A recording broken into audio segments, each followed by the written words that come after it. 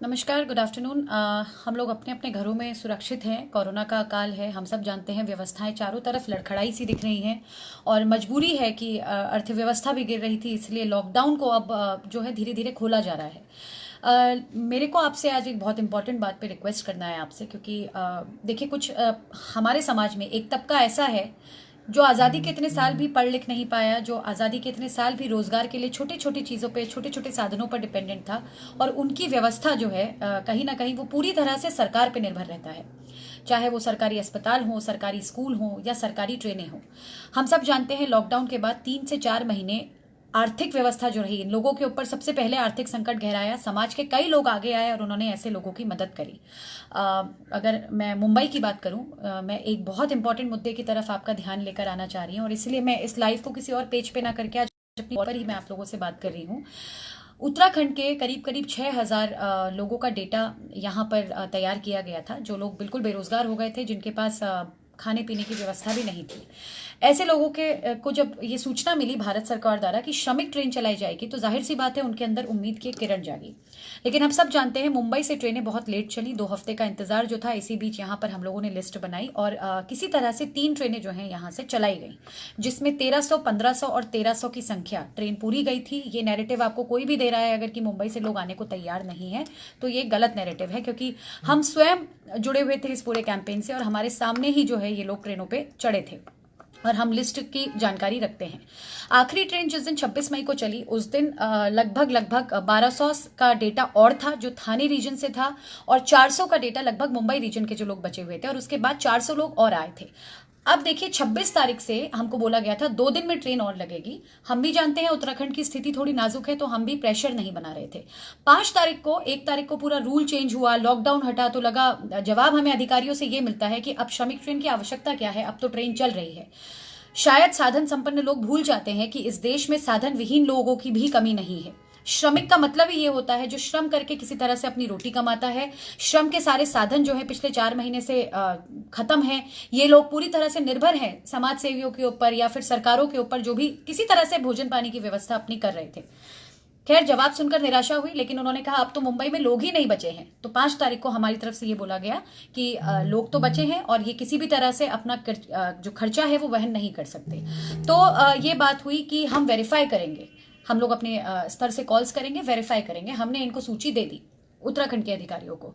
Verification 6 तारीख की दोपहर तक भी कुछ नहीं हुआ और इतने में एक ट्वीट आता है माननीय मुख्यमंत्री जी का कि सोनू सूद जो हैं वो 55 लोगों को एयरलिफ्ट करके चले गए हैं, और जो लोग किसी कारणवश मुंबई में फंसे हुए थे, कारण क्या था कि उनको लाने की इच्छा शक्ति उत्तराखंड सरकार नहीं रखती।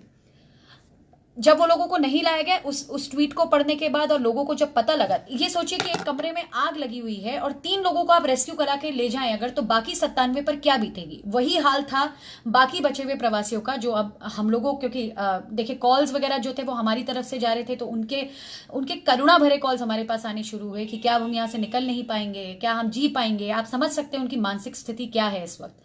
खैर, 6 तारीख को जब मुख्यमंत्री जी से बात करने की कोशिश की गई, कोई जवाब नहीं। तो 6 तारीख की शाम को फिर पूरा मैटर जो है, क्योंकि कोई सरकार तो अकाउंटेबिलिटी लेगी, और क्योंकि वो महाराष्ट्र में रहते हैं, हमारे प्रवासी सहयोगी टीम जो कि कई सारे एनजीओज और इंडिविजुअल्स का समूह है, जो पूरे इस कैंपेन में सरकार के लिए काम कर रहा था, क्या ताकि पूरा मूवमेंट इजीली कराया जा सके। हमने पूरा मैटर ट्वीट किया माननीय गृह मंत्री अमित शाह जी को, चीफ मिनिस्टर उत्तराखंड और चीफ मिनिस्टर महाराष्ट्र, और यहाँ के युवा नेता जो एक्सेसिबल माने जाते हैं माननीय मंत्री आदित्य ठाकरे जी को।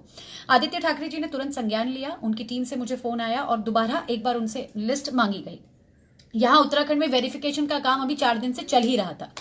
लिस्ट देने के बाद यहाँ उन्होंने अपनी टीम बनाई, अधिकारी बैठाए और एप्लीकेशंस जो हैं उसको चलाना शुरू किया। क्योंकि इस वक्त समस्या क्या है, देखिए जो 3 ट्रेनें थी, जहां तक हमारी जानकारी है, उसका पैसा उत्तराखंड सरकार ने दिया था, और इस वक्त माननीय उच्चतम न्यायालय का जो आदेश है उसके अनुसार भी होम स्टेट जो है ये खर्चा वहन करेगा। और हमें नहीं मालूम क्या राजनीति हुई क्या नहीं हुई, लेकिन किसी कारण से ये पैसा इस वक्त उत्तराखंड ही देगा, और उनका कुछ पेंडिंग भी है या जो कुछ भी है उस बहस में हम नहीं पड़ रहे हैं।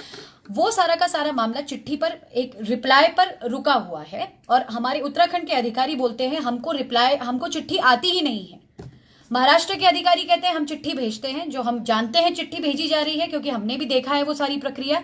और उत्तराखंड के अधिकारी बोलते हैं चिट्ठी भेज आती नहीं है। मैंने जब यहाँ के नोडल ऑफिसर हैं कमिश्नर गढ़वाल, उनसे परसों संपर्क साधा, उन्होंने भी कहा चिट्ठी आती नहीं है। मैंने कहा मैं आपको एक स्क्रीनशॉट भेज सकती हूँ, आधिकारिक तौर पर मैं कहीं से भी चिट्ठी तो नहीं ला सकती, लेकिन स्क्रीनशॉट आपको भेज सकती हूँ। उसके बाद उन्होंने भी जवाब देना बंद कर दिया। कल रात को फिर यहां से एक फ्रेश चिट्ठी जो है पुटअप की गई है उत्तराखंड सरकार के लिए, लेकिन अभी तक भी उत्तराखंड सरकार के किसी भी अधिकारी ने यह स्वीकारा ही नहीं है कि चिट्ठी आई है, या चिट्ठी का जवाब देना भी जरूरी नहीं समझा है। अब आप लोगों से मेरा एक ही सवाल है, हमने इस पूरे मैटर को, क्योंकि अब हम हाथ खड़े कर चुके हैं, जनता आज भी परेशान है, 1400-1500 लोगों में हम कितने लोगों को निकाल सकते हैं? क्योंकि कई लोग आप में से कमेंट कर रहे हैं क्या हम इनको एयरलिफ्ट करा सकते हैं क्या, लेकिन 1500 एक बहुत बड़ी संख्या होती है। ये जिम्मेदारी सरकार ही उठा सकती है। अपने अपने स्तर पर कई सारे लोग रोज ना कुछ कर रहे हैं, कोशिश करके लोगों को भेजने का प्रयास कर रहे हैं, लेकिन ये एक बड़ी संख्या है। और उत्तराखंड के हालात अगर ठीक नहीं है तो सरकार कम से कम अपना स्टैंड क्लियर करे कि उनका सिस्टम कोलैप्स हो चुका है, क्योंकि ये जो लोग हैं मूलत रूप से उत्तराखंड के निवासी हैं। माननीय उच्चतम न्यायालय का आदेश है, केंद्र सरकार की नीति है, तो क्या उत्तराखंड आज भारत सरकार के नियमों से और सुप्रीम कोर्ट के ऑर्डर से भी ऊपर है? और ये कैसी मनमानी है कि आप लोग फोन का जवाब तक देना जरूरी नहीं समझते? उत्तराखंड के किसी अधिकारी को आप फोन मिलाने जाइए, जो एक सूची होती है आम जनता की सूचना के लिए, उस सूची से अलग ही नंबर उनका जो है चल रहा होता है। एक अधिकारी को फोन करने के लिए इसमें एक्सेप्शंस हैं, अपवाद हैं, बहुत कुछ अधिकारी हैं जो फोन पर एक्सेसिबल रहते हैं, लेकिन अधिकतर अधिकारी जो कम से कम इस वक्त ड्यूटीज पे हैं वो एक्सेसिबल ही नहीं है। और मैं अपना महाराष्ट्र का अगर एक्सपीरियंस शेयर करूं, चाहे यहाँ के नेता हो चाहे यहाँ के अधिकारी हो, जो भी हो, वो जवाब देने की क्षमता रखते हैं। वो 10 या 15 मिनट के भीतर आपका कॉल जरूर उठाते हैं, आपको जवाब जरूर देते हैं, आपको ये बताते हैं कि क्या चल रहा है। यही काम होता है अधिकारियों का और नेताओं का। तो जब हम यहां पर एक नोबडी होकर महाराष्ट्र में यहां के लोग हमसे संवाद स्थापित कर रहे हैं, तो एक 13 जिलों का राज्य जो उत्तराखंड हमारा छोटा सा है, जहां पर इतने सालों से सब लोगों को जानते हैं, ऐसी कौन सी मजबूरी है यहां के नेताओं की और यहां के अधिकारियों की कि आप अपनी जवाबदेही नहीं समझते? और कितने संवेदनहीन हो गए हैं आप लोग कि आप लोगों को ये दर्द नहीं दिखता लोगों का जो यहाँ भूखे बैठे हैं। हम आपसे कह रहे हैं आप हमें समाधान दीजिए, क्योंकि आप सरकार है, या फिर आप त्याग पत्र दीजिए। अगर आप सरकार नहीं चला पा रहे हैं तो आप त्याग पत्र दीजिए या इस्तीफा दीजिए अगर आप अधिकारी हैं तो। लेकिन जब तक आप कुर्सी पर काबिज हैं, ये आपकी जवाबदेही बनती है। माननीय मुख्यमंत्री जी को भी हमने हर एंगल से कोशिश कर ली है बात करने की। वो सोचते हैं बस मैं संविधान से ऊपर हूं, मेरे किसी को जवाबदेही नहीं है, मैं सत्ता पर काबिज हूं, मैं चीफ मिनिस्टर हूं, मैंने जो कह दिया वही होगा। तो मैं आपको याद दिला दूं, ये लोग आपकी जिम्मेदारी है सर। ये लोग इस हाल में है यहाँ पर, ये देखे बच्चों का परिवार किसी तरह से ये दिन भर ऐसे बैठे रहते हैं, ऐसे ये दिन भर परिवार बैठा रहता है। इनकी रोजी रोटी का किसी तरह से प्रबंध किया जा रहा है। पीछे आप देख सकते हैं वो वीडियो बोल रहे हैं, ये 1.5 महीने से इस आस में है कि ये अपनी घर लौटेंगे। और आप लोग जो व्यू कर रहे हैं इस चीज को, आप लोग भी अगर एक आक्रोश में है कि बड़ी जल्दी गए थे आप लोग मुंबई, तो इतने संवेदनहीन आप लोग भी मत बनिए। ये आपातकाल की स्थिति है, लोगों की रोजी रोटी पर संकट है। और जब ऐसा समय आता है जब मौत तांडव कर रही हो, तो आदमी अपने घर की तरफ आता है। इनका मजाक मत बनाइए, इनके दर्द को समझने की कोशिश कीजिए। ये 1, 1.5, 2 महीने से दर बदर ऐसे ही भटक रहे हैं। हम सरकार से समाधान चाहते हैं। अगर आपके पास व्यवस्था नहीं है तो आप इनको छोटी छोटी टुकड़ियों में लाने की व्यवस्था कीजिए, या यहां लोगों को प्रोवाइड करिए ताकि हम लोग इनका रखरखाव कर सकें, या आप घोषित कर दीजिए कि ये लोग लावारिस है और आपकी जिम्मेदारी नहीं बनती। मेरा आप सब लोगों से अनुरोध है, मैंने अभी ट्वीट किया है पीयूष गोयल जी को, जो बड़ी बड़ी बातें चल रही हैं कि हम श्रमिक स्पेशल ट्रेन 24 घंटे के अंदर अंदर देंगे, तो ये ट्रेनें मुझे लग रहा है कागज में ही चल रही है। कुछ और भी स्टेट्स हैं जहां के लोगों की यही शिकायत है। तो जैसा कि दिख रहा है कि उत्तराखंड का सिस्टम कोलैप्स हो चुका है, लेकिन इसको फिर स्वीकारने में अहम नहीं होना चाहिए, और समाधान जो है उसकी दृष्टि में सरकार को और लोगों को काम करना चाहिए, क्योंकि मात्र बातें करके कुछ नहीं होगा। कुछ कमेंट्स हैं अपूर्व जोशी जी के, this is because a government is in sleeping mode including members of parliament. बिल्कुल, हमारे 5 के 5 सांसद और जितने भी विधायक हैं उन्होंने कोई जिम्मेदारी नहीं निभाई है। उनको भी हमने बात करी थी, क्योंकि आप ही के संसदीय क्षेत्र के लोग ये हैं, यहाँ कुछ होता है, उत्सव होता है या कुछ होता है, तो आप लोग यहाँ बड़ी जल्दी अपनी जनता से संवाद स्थापित करने आते हैं। और आज जब लोग मुसीबत में हैं, और एक बात और मैं कहूं, सिर्फ सांसदों की नहीं और लोगों की नहीं अपूर्व जी, मुझे लगता है हमारी जनता की भी बहुत बड़ी कमी है। हमारा अपना कोई काम होता है तो हम दिन रात लगा देते हैं फॉलो अप लेने में, लेकिन जब किसी गरीब के लिए आवाज उठानी होती है तो हमारी संवेदनाएं भी मृत प्राय हैं। क्योंकि आप देखिए अभी इस चीज को लोग देखेंगे, इसमें सेंसेशन ढूंढेंगे, उसके बाद शायद हम अपने सामान्य जीवन पर लौट जाएंगे, लेकिन उस अर्जेंसी का ख्याल संज्ञान कोई लोग भी नहीं लेना चाहते कि किस हाल में लोग हैं और क्या करना चाहिए उत्तराखंड सरकार को। सुधाकर थपलियाल जी जो हमारे बड़े बड़े भाई यहाँ पूरी मुहिम में साथ दे रहे हैं। धोखेबाज शासन प्रशासन, ये जो आपका गुस्सा है कि मैं जानती हूँ कहाँ से आ रहा है, जिस तरह से लोग जिस स्वर में बात कर रहे हैं उसी सेंटिमेंट को आप यहाँ रख रहे हैं।